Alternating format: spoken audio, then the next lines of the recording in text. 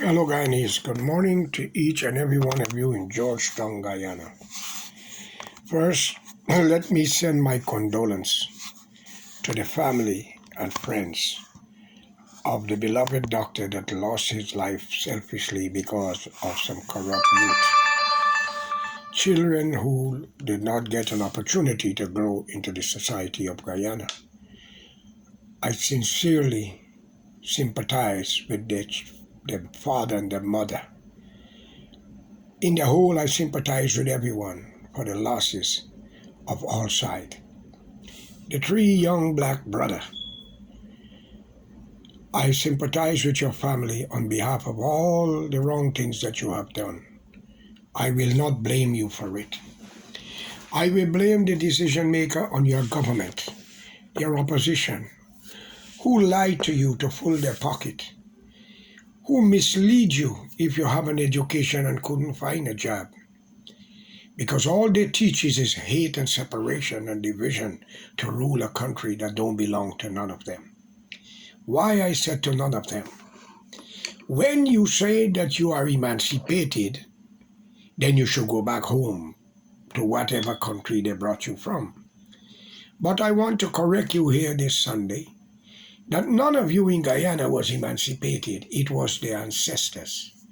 And may God rest the dead and all the suffering they went through. This is the reward you are paying them back with. Hatred, racism, corruption, and destruction to your own self and others. It is time for you, the black man, to wake up and understand. Your ancestors suffer like many others. The people of Africa in those days, 1,100 years ago, sold your ancestor. The European, as you call white man, did not capture them. They was bought and sold for by your own. I went into Africa to investigate it.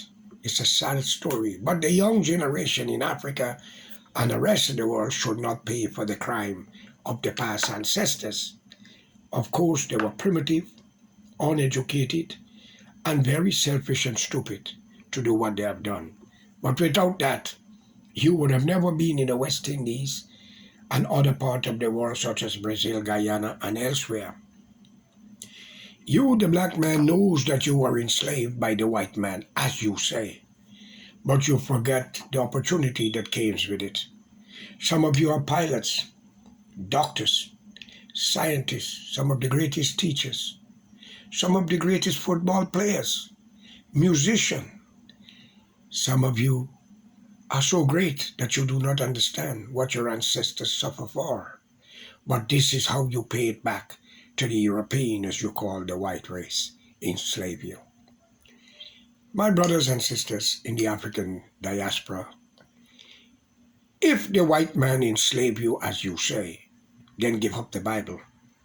Because if the black man happens to be Abraham, who's our great-grandfather, then in French language, he fuck his slave. And imagine, your mother couldn't get a baby, but tell your father to fuck his servant who's a slave. How you explain that? I want to know, because you all are much more educated than me, very smart. And also you think you're wiser than everybody else. So explain that for me. The world begins somewhere or the other, because the European was also a slave. They kill each other. They fight like hell. Not forgetting the Moors who ruled Spain for 500 years. Think what kind of people were there before you open up your mouth and talk junk. And you, the East Indian, who claim you arrived, I want to assure you, none of you in Guyana was born in India, Pakistan or Kashmir or Bangladesh. You all was born in Guyana. Your ancestor came there as cheap laborer, like many others. So therefore, I ask of both of you, to celebrate emancipation is to lay a wreath by the waterside and give praise to those who suffer so we can enjoy what they have suffered for. And we also must give praise for those who came as cheap laborer, as we call coolie, that changed the equator of slavery in this part of the world.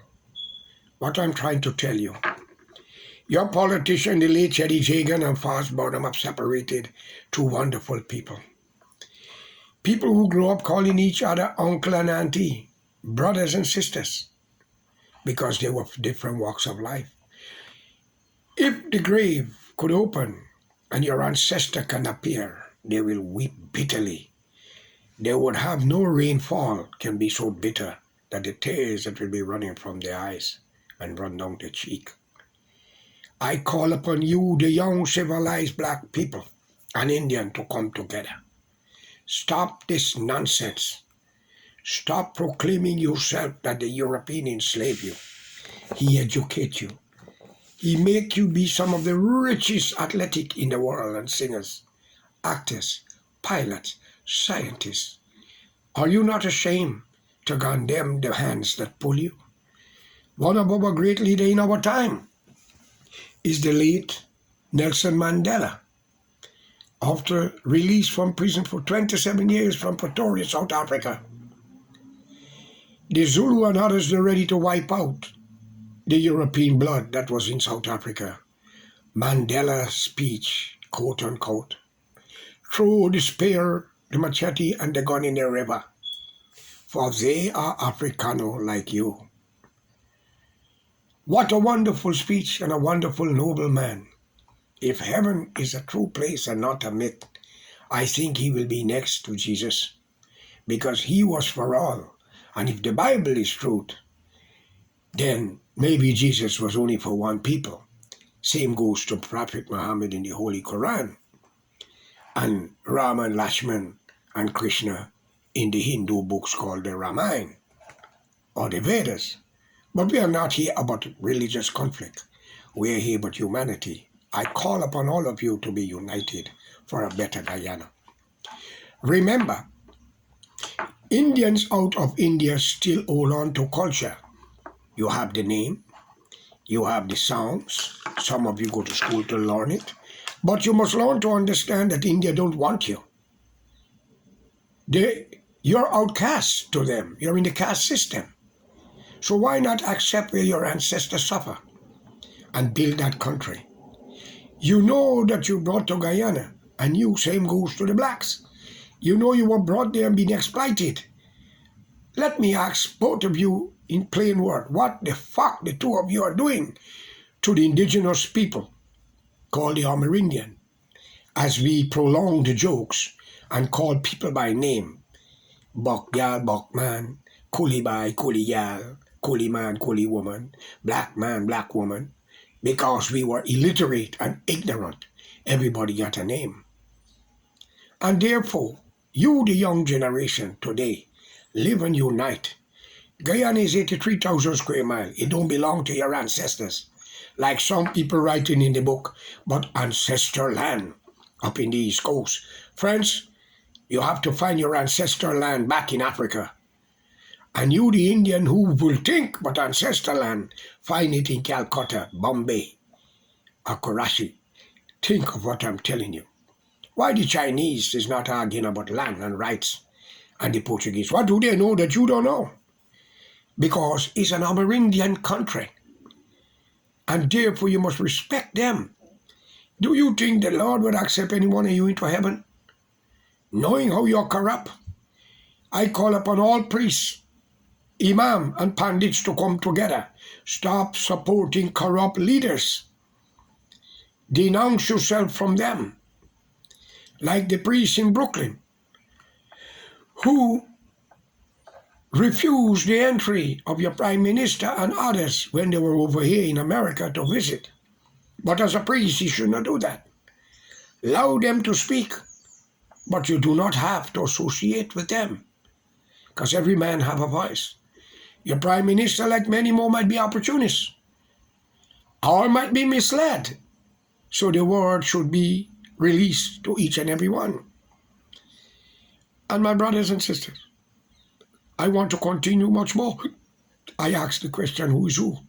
What Burnham give to you, the black people?